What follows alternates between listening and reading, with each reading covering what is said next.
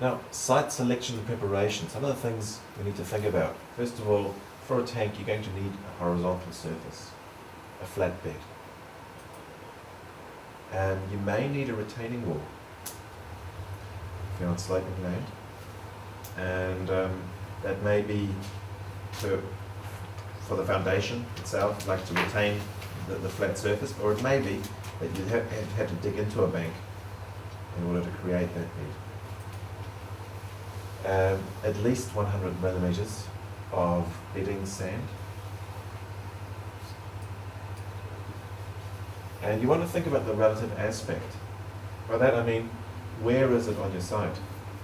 It's not a good idea, especially if you've got an HDPE tank, to put it on in the northern part of your section, you know, where it gets nice hot sun all day. It's not going to do great things for your water quality, regardless of whether you're drinking it or not.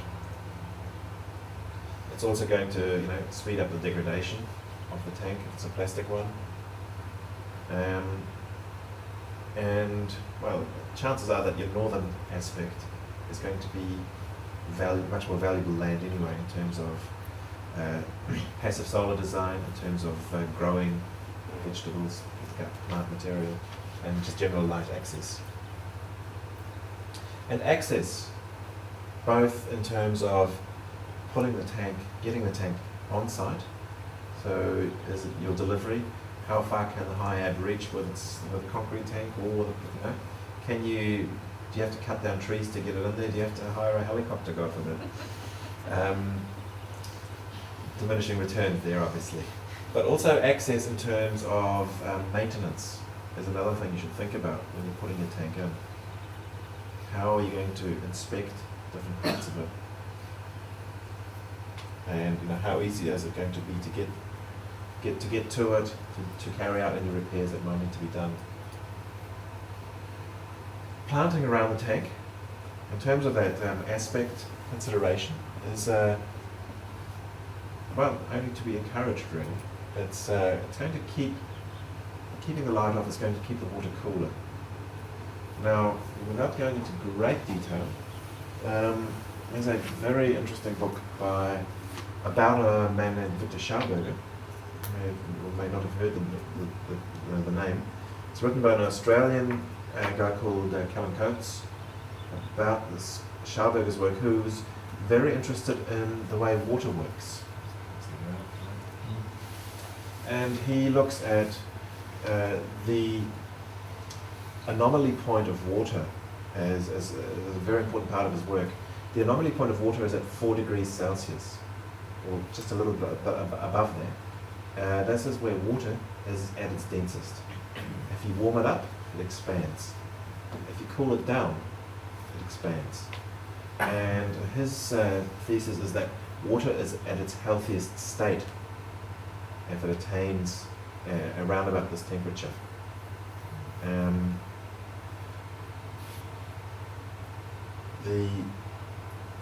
I could probably spend another couple of hours explaining his theories further, but the cooler the water stays, the healthier it's going to be, and the less, especially with plastic tanks, the less leachate or other changes are going to occur.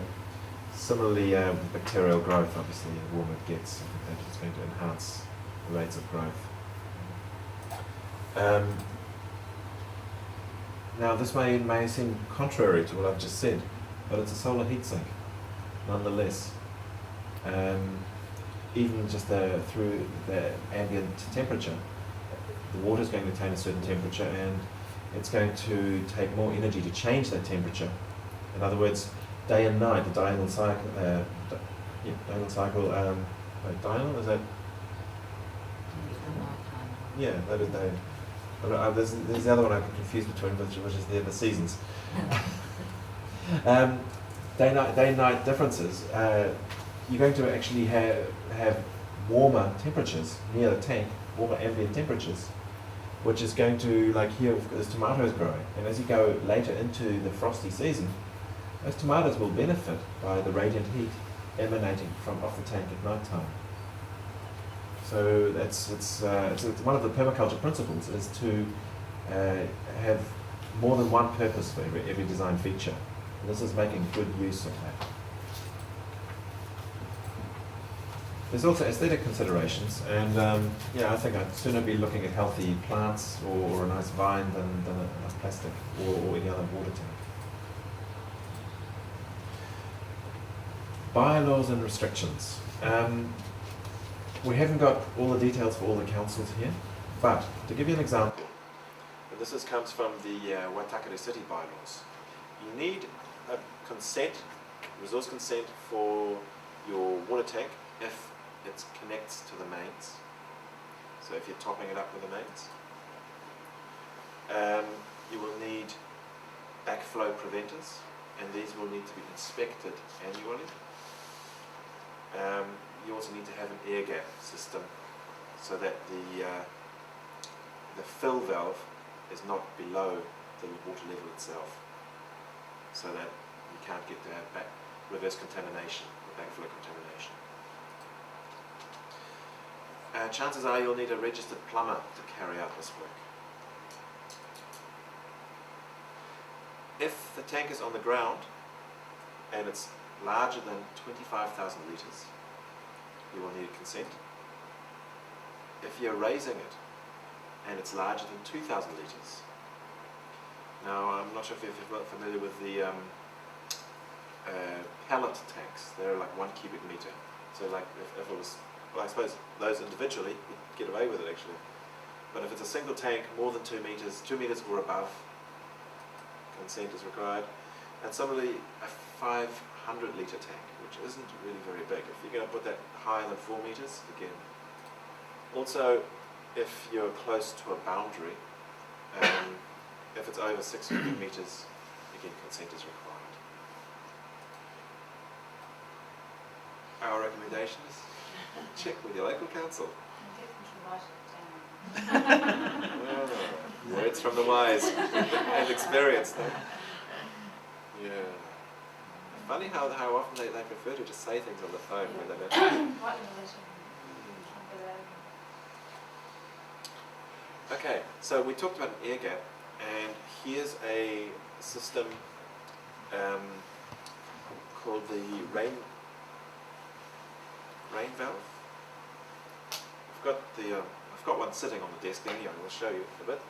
But essentially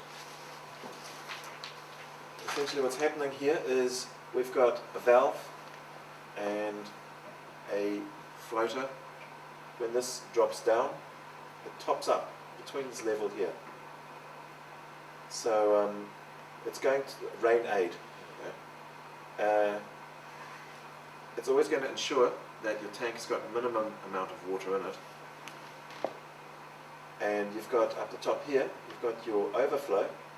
So in theory, you should never be able to reach the valve.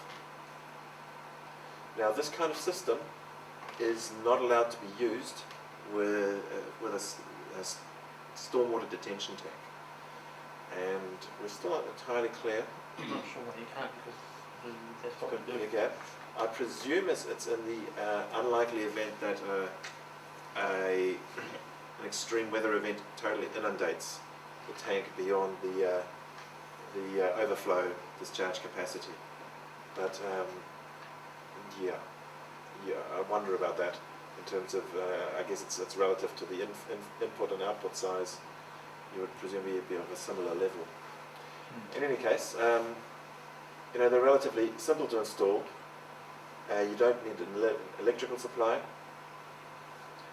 and that only kicks in when you haven't had the rain to keep the tank level up.